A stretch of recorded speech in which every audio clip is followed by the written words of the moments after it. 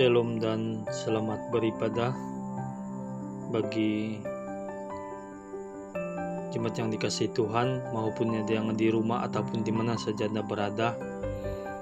Sebelum kita mendengar atau belajar firman Tuhan pada hari ini, mari saya jemput semua saudara-saudari dalam berdoa. Mari kita tunduk kepala dan berdoa. Tuhan kami Yesus Kristus yang kami kenal, yang ada dalam kerajaan surga, pada saat ini Tuhan kami mengucap syukur kepada Engkau karena masa yang Engkau berikan, kesempatan yang Engkau berikan kepada kami di dalam kami belajar menggenapi firman-Mu dalam kehidupan kami. Ajari kami Tuhan merendah diri, hati kami yang terbuka, pemikiran kami yang terbuka, agar firman ini membuatkan kami dikenyangkan, membuatkan kami dipuaskan dan menjawab segala persoalan kami. Dan semua ini Tuhan kami serahkan hanya dalam tangan Engkau. Dalam nama Tuhan kami Yesus Kristus kami telah berdoa. Amin. Saudara-saudari, teks yang telah diberikan oleh pusat pada hari ini yaitu Imamat pasal yang ke-23 ayat ke-9 sehingga ayat yang ke-13. Sekali lagi, teks ini diambil daripada Imamat pasal yang ke-23 ayat yang ke-9 sehingga ayat yang ke-13. Dan yang terakhir, teks diambil daripada Imamat pasal yang ke-23 ayat yang ke-9 sehingga ayat yang ke-13. Saya bacakan dalam terjemahan bahasa Malaysia. Ayat yang ke-9. Apabila kamu masuk ke negeri yang diberikan oleh Tuhan kepada kamu dan menuai bali, kamu harus membawa berkas bali yang pertama kepada imam. Kemudian imam akan mempersembahkan bali itu kepada Tuhan sebagai persembahan istimewa supaya Tuhan berkenan kepada kamu. Imam akan mempersembahkan bali itu pada hari selepas hari Sabat. Pada hari kamu mempersembahkan bali itu, kamu juga harus mempersembahkan seekor domba jantan yang berumur 1 tahun dan tidak ada kecacatan sebagai korban untuk menyenangkan hati Tuhan. Ayat yang terakhir, bersama dengan korban itu, kamu harus mempersembahkan 2 kg tepung terbaik yang bercampur minyak zaitun sebagai persembahan makanan. Bau korban itu menyenangkan hati Tuhan. Bersama dengan korban itu persembahkan juga 1 liter wine. Demikian pembacaan. Nah, sebelum saya masuk di dalam teks kita, mari kita belajar tentang apakah isi di dalam kitab Imamat ini. Nah, kitab Imamat ini, sesudah umat Israel dibebaskan, mereka harus diajar untuk hidup sebagai umat pilihan Tuhan. Dalam Imamat juga Tuhan memberi orang Israel suatu peraturan, petunjuk, upacara, penyucian, dan penebusan melalui persembahan korban untuk mengkhususkan umatnya agar memiliki kehidupan yang suci. Dan fokus kitab Imamat ini terletak pada ibadah, kekudusan, dan ketaatan. Saudara-saudari yang dikasihi di dalam nama Tuhan Yesus Kristus, nah, tema kita pada bulan ini yaitu kesyukuran, dan subtema untuk pagi ini bersyukur dan memberi yang terbaik. Nah, dalam ayat ke-9 sehingga 10 kita boleh melihat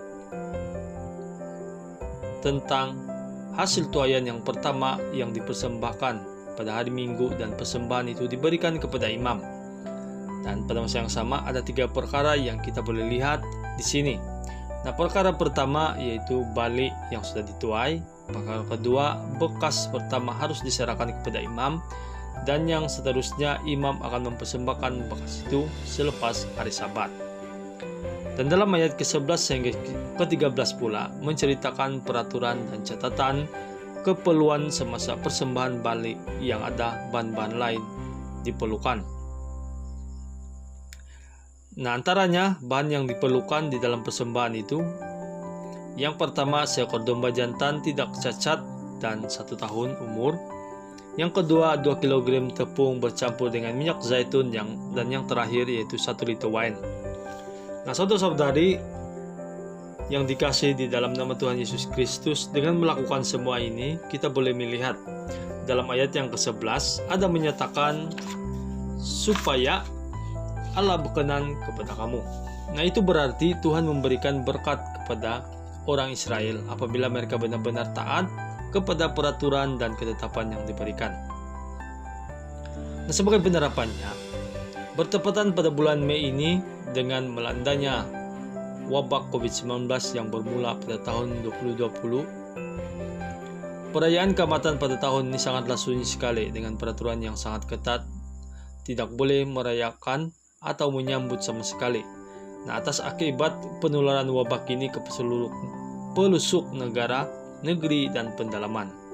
Sebagai rumput etnik yang merayakan pesta Keamatan ini, kita memaknai dengan menunjukkan rasa syukur yang tidak berbelah bagi, karena hasil toyan itu adalah daripada pertolongan Pencipta, yaitu Tuhan. Dan di sini kita boleh juga memberikan hasil toyan yang tidak tertakluk kepada tanaman, tetapi apa saja bentuk yang kita rasakan dan mampu kita berikan kepada Tuhan. Dan menurut teks ini, mungkin itu sudah cukup menyatakan bahwa kita bersyukur dengan memberi atau memberikan yang terbaik. Nah, saudara-saudari yang dikasihi di dalam nama Tuhan Yesus Kristus, nah, firman ini memberikan kita dorongan bahwa apapun hasil yang kita dapat daripada pekerjaan kita, sama ada berbentuk uang, hasil tanaman, dan pencapaian, kejayaan, perlulah dibuktikan dengan mengucap syukur kepada Tuhan dan memberikan yang terbaik kepada Tuhan, yaitu penghasilan yang pertama dan tidak cacat. Bukan karena kita dipaksa, tetapi itulah kewajiban kita sebagai harga penebusan kita, kematian Tuhan Yesus dalam perjanjian baru. Akhir kata, marilah kita imani Yesus Kristus di dalam kehidupan kita dengan bersyukur dan memberikan yang terbaik kepada Tuhan dengan segenap hati, jiwa, dan pikiran kita. Tuhan Yesus memberkati. Mari kita tunduk kepala dan berdoa. Tuhan kami Yesus Kristus, pada saat ini kami mengucap syukur kepada Engkau karena di bulan Mei ini ada di antara kami mungkin telah diberikan berkat yang berkelimpahan, dan ada di antara kami diberikan keadaan yang sangat baik sekali, sehat, dan bersama dengan keluarga meskipun di dalam pandemik COVID-19 ini. Kami mohon Tuhan, Engkau sentiasa berkati kami. Biarlah iman percaya kami terus dikuatkan di dalam pandemik ini, dan seterusnya kami dapat mengucap syukur dengan lebih lagi, agar biarlah iman kami terus dikuatkan di dalam nama Engkau. Dalam nama Tuhan kami Yesus Kristus, kami telah berdoa dan mengucap syukur.